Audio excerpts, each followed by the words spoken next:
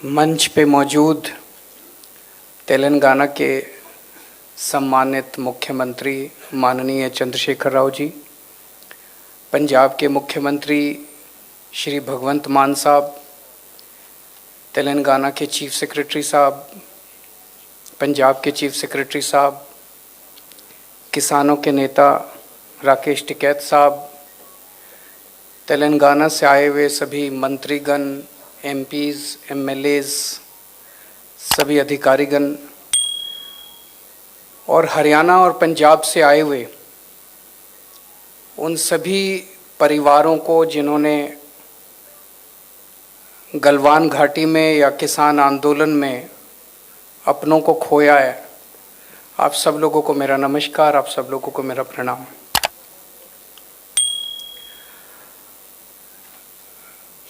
दोस्तों, आज हम आप सब लोगों को यहाँ पे एक सम्मान राशि तो देंगे, लेकिन जो आप लोगों ने अपनों को खोया है उनकी जान की कीमत नहीं लगाई जा सकती। अगर अपना कोई चला जाता है उसकी कोई कीमत नहीं होती। आज इस सम्मान राशि को देने का केवल एक ही मकसद है। हम आप सब लोगों को ये कहना चाहते हैं कि पूरा देश आपके साथ है।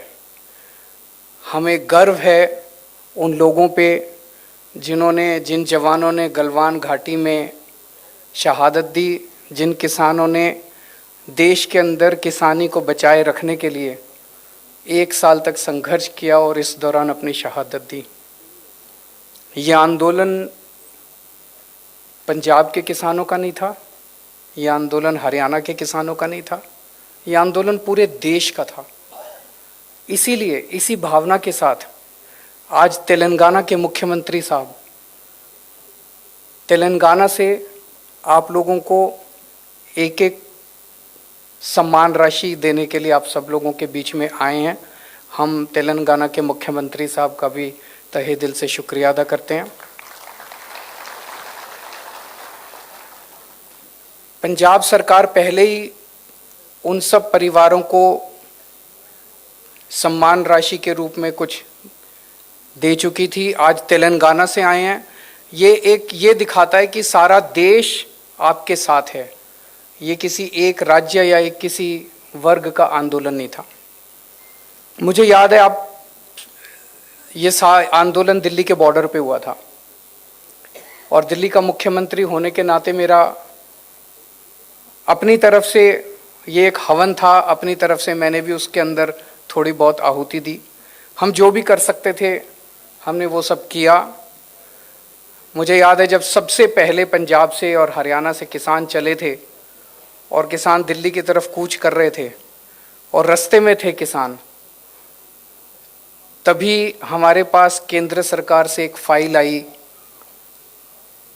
कि भाई किसान दिल्ली की तरफ कूच कर रहे हैं, इन सभी किसानों को गिरफ्तार करने के लिए हमें दिल्ली के स्टेडियम जितने हैं उन सारे स्टेडियम को जेल बनाना है, ताकि जब किसान दिल्ली में एंटर करेंगे तो उनको सबको हम जेल में कैद कर लेंगे। क्योंकि जो मौजूदा जेल है वो तो इतनी बड़ी जेल नहीं थी कि इतने सारे किसानों को कैद किया जा सके। मैं भी आंदोलन से निकला हुआ हूँ, अन्ना आंदोलन से हम लोग निकले हुए हैं और अन्ना आंदोलन के समय हमारे साथ भी यही हुआ था कि अन्ना आंदोलन के समय जितने लोग रामलीला मैदान में जंतर मंतर पे आते थे उन सबको जब गिरफ्तार किया करती थी सरकारें तो जेलें छोटी पड़ जाती थी।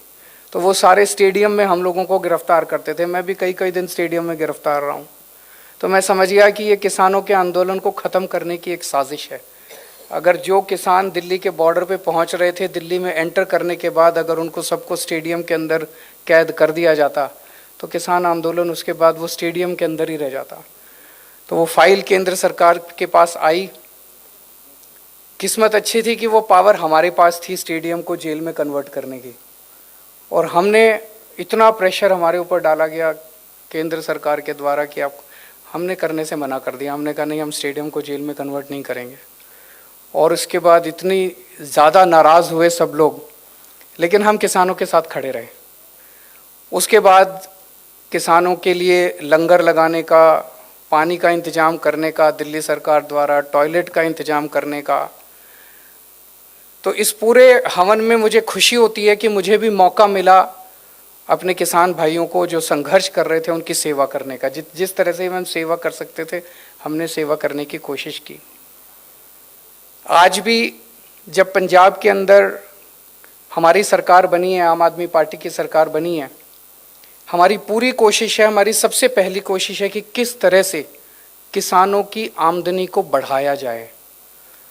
हम पूरी तरह से इस नतीजे पे पहुंचे हैं कि जब तक किसानों की आमदनी को नहीं बढ़ाया जाएगा, किसानों की आय को नहीं बढ़ाया जाएगा, किसान देश के अंदर हमेशा दुखी रहेगा, आत्महत्या करता रहेगा, कर्जे में डूबा रहेगा, घर में कोई बीमार हो जाएगा उसके लिए कर्जा लेगा और कर्जे की साइकिल के अंदर डूबा रहेगा और आत्महत्या करता रहेगा।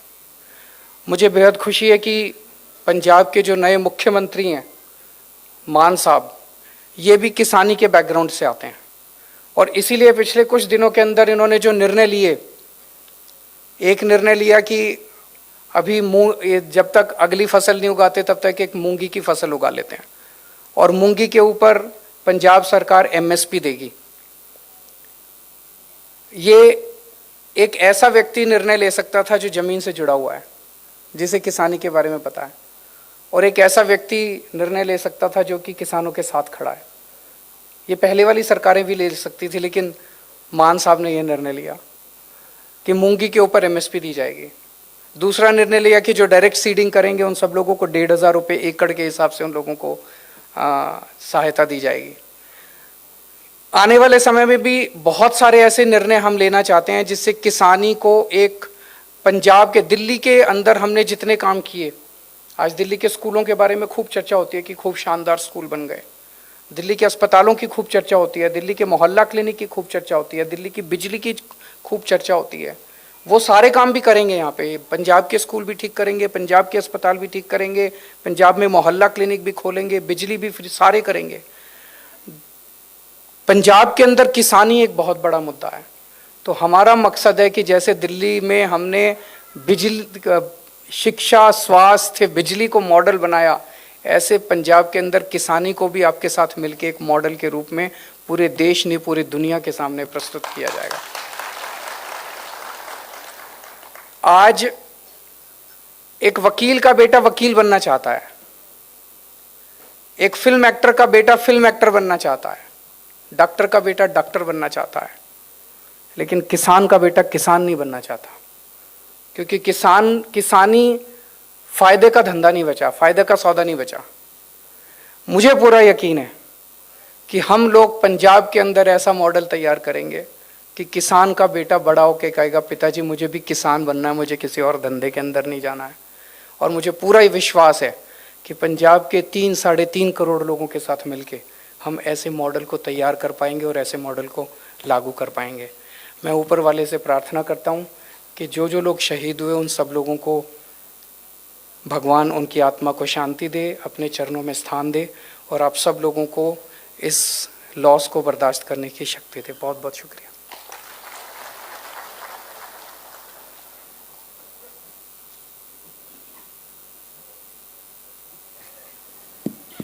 बहुत बहुत आभार माननीय मुख्यमंत्री दिल्ली श्री अरविंद।